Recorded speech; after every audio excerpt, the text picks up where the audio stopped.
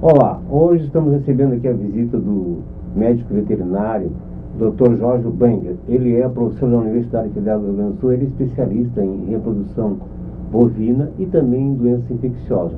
Nós vamos começar conversando com ele para ele dar uma informação para nós. O que tem de novidade no campo da reprodução bovina atualmente, Dr. Banger? A reprodução bovina existem 4 degraus dela, que a humanidade veio subindo. O primeiro era o método antigo, vaca com touro no campo, foi do passado.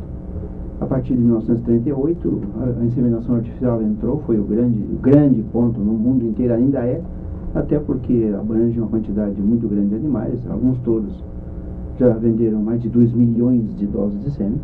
Não foi um touro, mas mais de um touro já fez isso, então a abrangência é grande demais. Inclusive, é bom que se diga que em 1939 aqui, no Rio Grande do Sul, uma pessoa chamada Robin Reh, que ficou, as coisas no Brasil todo mundo esquece, foi quem começou a reprodução no Hemisfério Sul, em Porto Alegre, na origem da Universidade Federal do Rio Grande do Sul, e a inseminação a partir dessa pessoa se desenvolveu, mas houve evolução. Na década de 70 entrou aquilo que se chama de transferência de embriões, porque até então, a partir de 39, com o Dr. Reh aqui, Robin Reh, só o touro era valorizado, o touro tinha todo o valor, porque é a parte masculina, mas a partir da década de 70 entrou a transferência de embriões, que é uma forma de aproveitamento maior do que das fêmeas, aliás, as fêmeas de grande valor, porque as fêmeas de grande valor é que produzem os grandes touros, essa é a realidade. Porque você pega um touro, por exemplo, que produziu 2 milhões de doses, por que 3 ou 4 filhos dele se destacam? Porque encontraram a mãe. É uma atriz, né? Sim, não, essa é a realidade. Não, porque o touro, não, para um pouquinho. A gente coleta um touro, ele dá fácil. Um touro realmente bom, dá 1000 doses num dia, não tem problema. Quer dizer, você utiliza aquelas 1000 doses, consegue 350, 400 prenhas, mas por que um é bom? Quer dizer, a partir da década de 70 entrou a transferência de embriões. A transferência de embriões foi a forma realmente de aumentar a valorização das fêmeas, a multiplicação das fêmeas, a utilização das fêmeas, a melhoria da base genética, a melhoria... Porque quer a gente queira não, o desafio hoje da humanidade é comida. Já deixou de ser petróleo. Porque nós estamos envolvendo outros métodos de energia, eólica, solar, atômica, hidrogênio, seja lá qual for o método, mas o desafio é a comida. Por que é a comida? Porque a nossa população insiste em se multiplicar. Nós já somos mais de 7 bilhões e muita tem fome. Então tem que produzir animais que produzam mais em menos tempo, com mais qualidade, com menos antibiótico, com mais saúde, com mais volume de nutrientes, e a fêmea entra nisso. A transferência de embriões foi um método que foi desenvolvido a partir da década de 60, mas 70 ela entrou comercialmente. Da forma não cirúrgica, onde se usa, por exemplo, um catéter. Como é que funciona essa questão da fecundação para que tenha, digamos, um embrião já fecundado e seja... Não é um que se busca, se buscam vários. É feito um tratamento hormonal para que aquela fêmea produza vários embriões.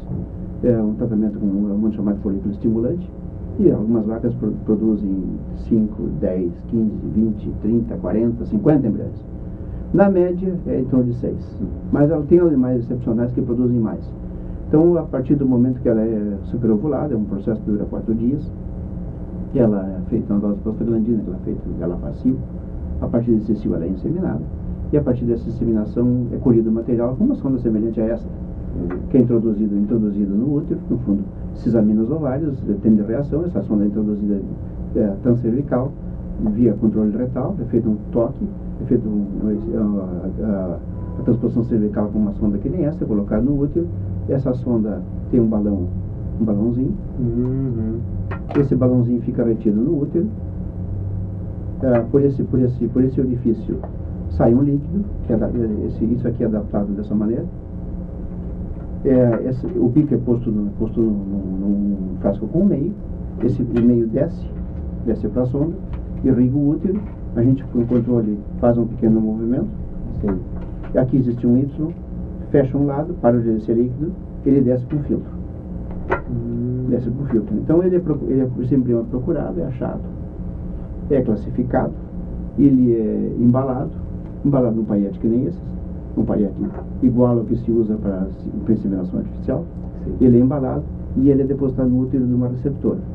Quantos embriões? A barriga de aluguel, como se chama? Uma barriga de aluguel. São vacas de baixo preço, mas as pessoas às vezes estão esquecendo no nosso país que os dois animais, a doadora para dar embrião bom tem que ter saúde. E a receptora para levar a gestação até o fim também Tem que ter saúde. também tem que ter saúde. É uma parte sanitária que às vezes as pessoas esquecem num processo de transferência de embrião ou de fertilização in vitro, que é o outro passo. As pessoas esquecem isso aí, até conseguem prenhez, mais 2, 3, 4, 5 meses, depois ocorre aborto. Isso é muito ruim.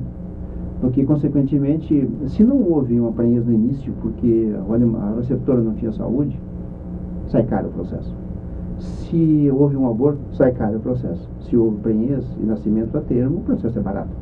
Porque você multiplica facilmente, você pega uma vaca que, digamos, de 10, 12 estruturas por lavagem, dessas 12 estruturas, 9 são viáveis, e esses aí você tem uma taxa de prenhez de 50%, 60%. Esse processo pode ser repetido a cada 40 dias. Facilmente num ano, digamos, você faz 6 processos, 7 processos, conseguindo em torno de 5, 6 prenhez por vez. Você faz entre 40 e 50 prenhez de uma boa doadora no ano, quando ela iria dar 5, 6 produtos na vida. E no outro ano a gente pode continuar trabalhando com ela. Então, de repente, ela produz 50, 60, 70. Claro que existem alguns animais que se chamam de biologia. A biologia é indemandante. Tem doadoras, existem 3 tipos de doadoras. As doadoras que não produzem embriões. Não superovulam, não tem jeito. As doadoras que produzem um só. E aquelas que dão lucro, que são as doadoras que produzem várias prenhezes e que se trabalha várias vezes.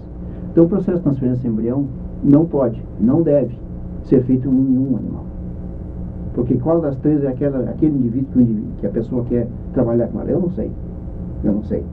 Só vai se saber a partir do momento que se faz um processo de superovulação, sincronização, superovulação e a colheita.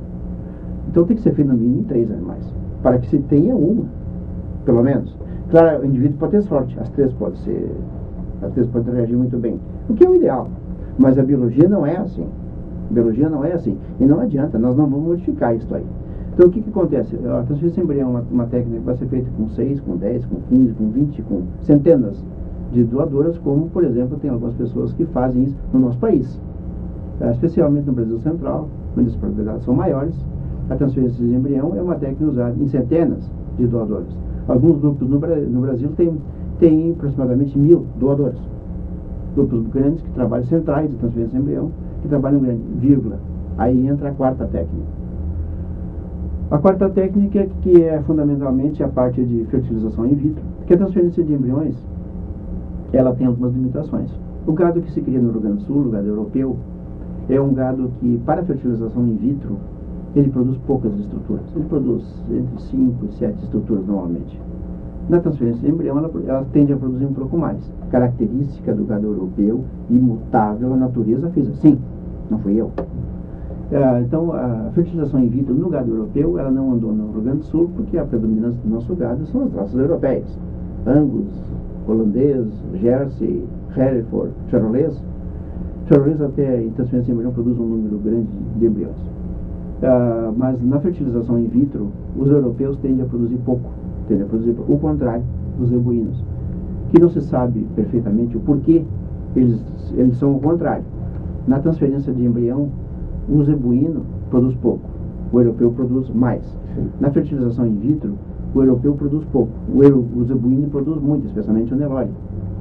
Muitas vacas Nelore já passaram de 100 estruturas numa coleta. Animais com 200 estruturas. Por que elas fazem isso? Isso a natureza disse, olha, é contigo. O que aconteceu? O que levou a isso? Como o nosso país é um país zebuíno, essa é a realidade do Brasil. Zebuíno é 87, 84% do rebanho, né? 83, 84% do rebanho brasileiro é zebuíno ou azeboado. Isso significa que são mais de 150 milhões dessa raça? Tranquilamente. E de suas variantes. As variantes brasileiras, que o brasileiro mistura tudo com qualquer coisa. Sim. E acha que alguns animais têm, tudo bem, teria que fazer uma parte matemática de melhor acompanhamento, mas tudo bem, não é por isso que eu foco hoje. Acontece o seguinte, esses animais zeboides, especialmente os Nelores, produzem muita quantidade. O que levou a isso? Isso levou que essa técnica de fertilização in vitro, que começou realmente a se arrastar na década de 80, a se desenvolver na década de 90, levou a explodir no Brasil, especialmente nos anos 2000. nesse século. Década, nesse século nós terminamos a primeira década agora. O Brasil com esse animal, especificamente o Nelore, o Girra age um pouco menos, o Buzerá também um pouquinho menos, mas especialmente o Nelore, a particularidade da fêmea Nelore, nisso aí é dominante. Ela produz uma quantidade muito grande, e o que levou a isso? O Brasil, que era um dos países que produzia bastante transferência de embrião, bastante embriões, desculpe, através de transferência de embrião, mas que tinha o problema do Brasil boate que produz pouco, simplesmente o Brasil mudou completamente a posição mundial em tecnologia de fertilização in vitro, de produção de embriões.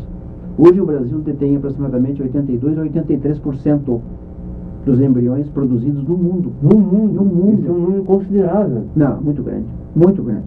82% a 83%. É um número considerável. Não concordo contigo. É muito grande, não é considerável. Considerável seria que produzisse 20%.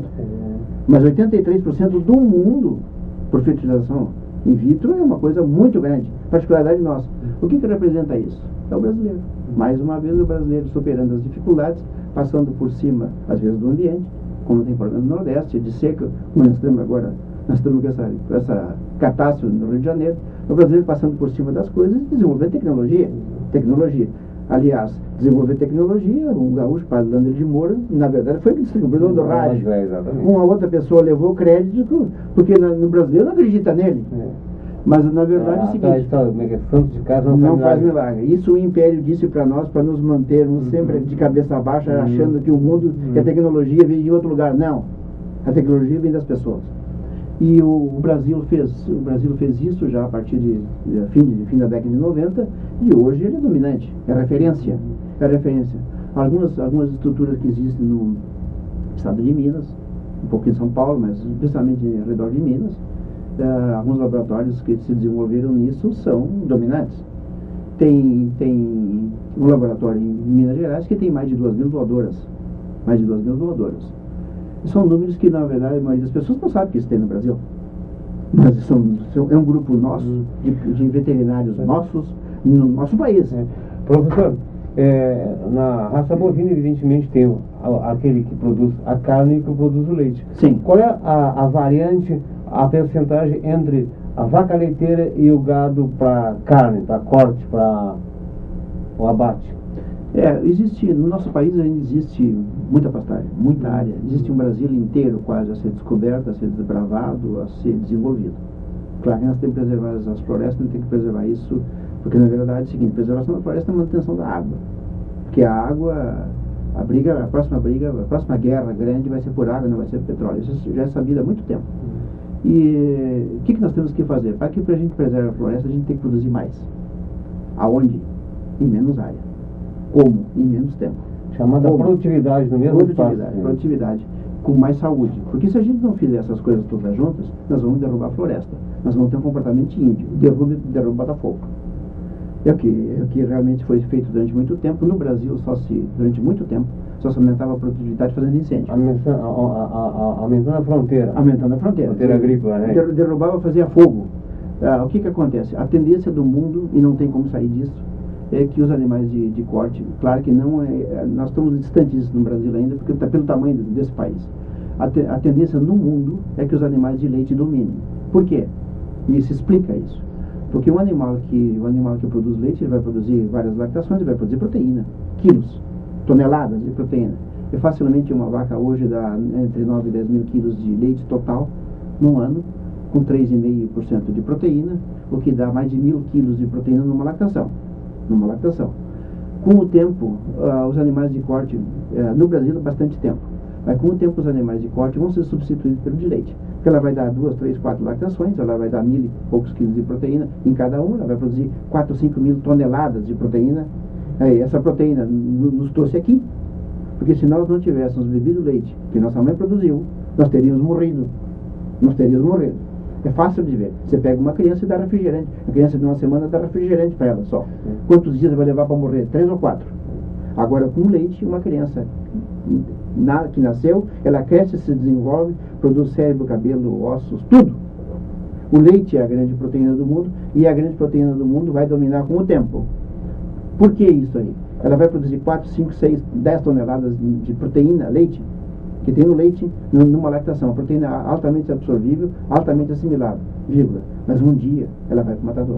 Professor, o que sai o custo de operacionalidade? Não estou falando, digamos, do custo do valor comercial, mas o custo de esse trabalho de transferência de embrião, uma ideia, digamos, por unidade, aproximado. Não, eu posso dizer aquilo que a gente chama de terneiro no Rio Grande do Sul, que se chama de bezerro no Brasil, porque nós temos duas línguas no Brasil, né? Tem o português próximo aos espanhóis aqui, que nós temos o terneiro, e o Brasil Central é o bezerro. O preço do bezerro para transferência de embrião de uma vaca que produza, digamos, 6 estruturas, numa transferência de embrião, sai entre 380 e 450 reais apenas. 380 a 450 reais, mais ou menos, é o que custa. Ou seja, não é caro. No terminal, na finalização, para esse bicho até o batedor, o que ele vai estar valendo? Não, é que esses animais não são destinados ao batedor. Transferência de embrião não é para produzir boi. Transferência de embrião é para produzir reprodutores. Matrizes. Fêmeas ou machos. Claro, a confusão. No Brasil Central tudo é boi. Aqui é touro. Aqui é touro. No nosso hábito é que a gente casta os animais que produzem uma carne mais tenra, são animais mais tranquilos. Aqui é boi. E nós temos bois e touros. As pessoas no Brasil Central chamam tudo de boi. Professor, alguma pergunta que eu não fiz para suas considerações finais? Aí a gente vai voltar uma outra oportunidade aqui falando de outro tema que é sobre a infecção, doença infecciosa. Mas hoje, para finalizar, as suas considerações finais. Não, o fundamental é o seguinte, a mensagem do leite é a maior de todas, porque é realmente isso. O dia que a vaca de leite vai para o matadouro, as pessoas não se dão conta disso. Se um dia você explorou durante 3, 4 lactações, ela deu 0, ela não deu prejuízo, mas ela não deu lucro, você tem 100% de lucro na carcaça. A vaca de corte, quando ela vai para o matadouro, tem que tirar todos os custos da carcaça. Arame, cerca, empregado, carapaticida, vermífugos, vacinas, o brinco. A vaca de leite, se ela deu 0, ela dá 100%. Então, por isso o gado de leite, o futuro é via leite. Só que no Brasil é um pouco distante, na Europa é hoje. Muito obrigado, professor. Então, até uma próxima oportunidade.